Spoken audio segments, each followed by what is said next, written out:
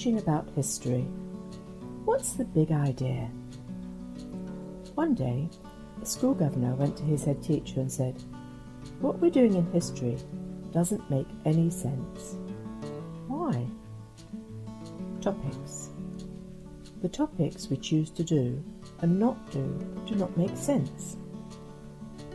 The national curriculum asks that the pupils know and understand the history of these islands as a coherent, chronological narrative from the earliest times to the present day. That requires a systematic study of all the main change points of our human story from prehistoric times to the present day. But that is not what we usually do in our primary schools. For instance, there's one period of British history that far more than any other explains why our world is the way it is today. What would you say that was? The most important key to that understanding is Georgian Britain, and we don't usually do that at all. The British Agricultural Revolution brought industrialised agriculture that allowed the growing population to be fed by a shrinking workforce. The Industrial Revolution made Britain the technological leader and workshop of the world. The Battle of Trafalgar was the turning point that meant Britannia would rule the waves for nearly 150 years. All of these things, in turn, allowed Britain to develop the largest empire that the world had ever seen, whose legacy, for good or ill, continues to shape world events to this day.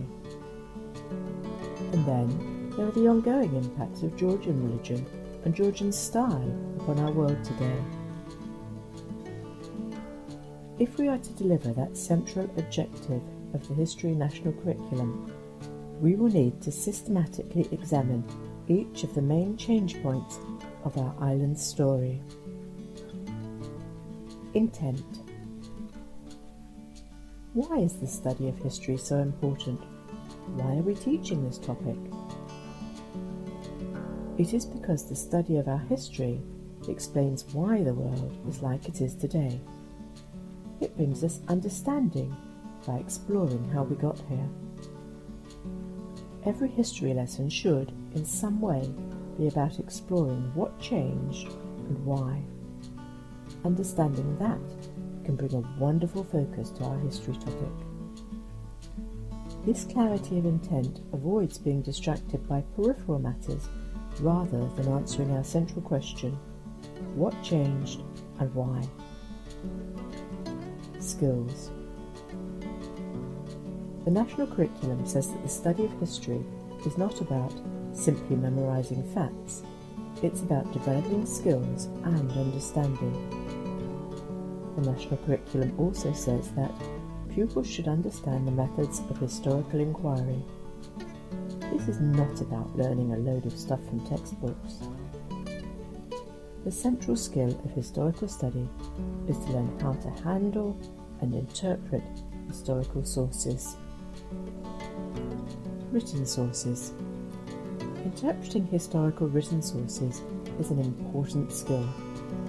For instance, a monk called Bede gives us one of the very few written accounts of the so-called Dark Ages.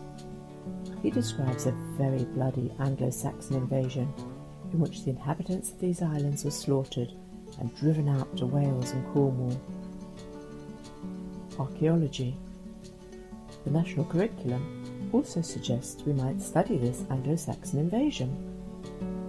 The only trouble is, according to the archaeologists, there wasn't one. There is no evidence of bodies and the destruction of conflict. All of the archaeological evidence is of a period of continuity and prosperity. Bede, like all other historical writings, comes with a spin on the ball. Let's face it, dealing with spin is a useful life skill. A hands-on experience and understanding of archaeology is not only fun, it's vital. Artefacts. A good RE lesson often begins with pupils handling and reflecting upon an artefact. It's exactly the same with history. Schools need to build a collection of historical artefacts just as they do for religious education.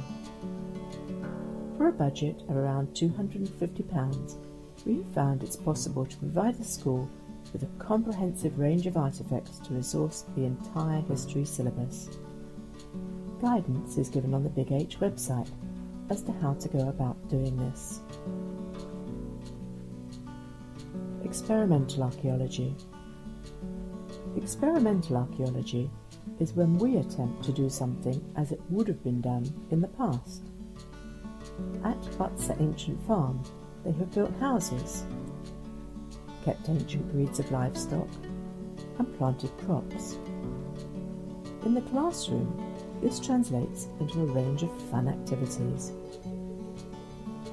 We started our medieval topic by dividing our Year 2 pupils into 4 groups that spent an hour on each activity through the day.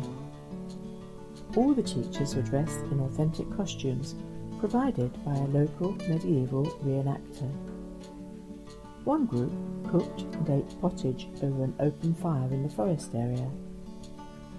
One group spun wool using a spindle and distaff.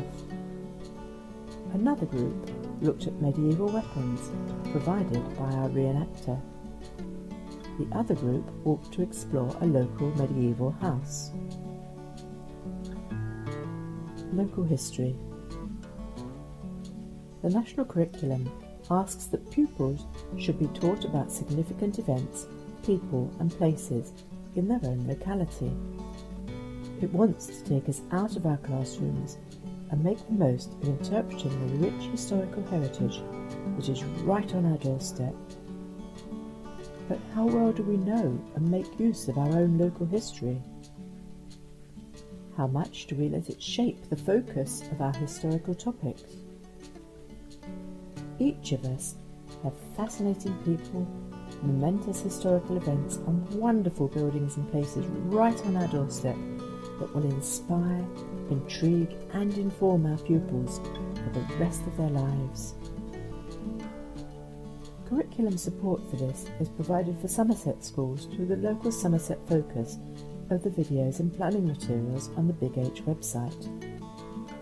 The Dissolution of the Monasteries focuses on events at Glastonbury.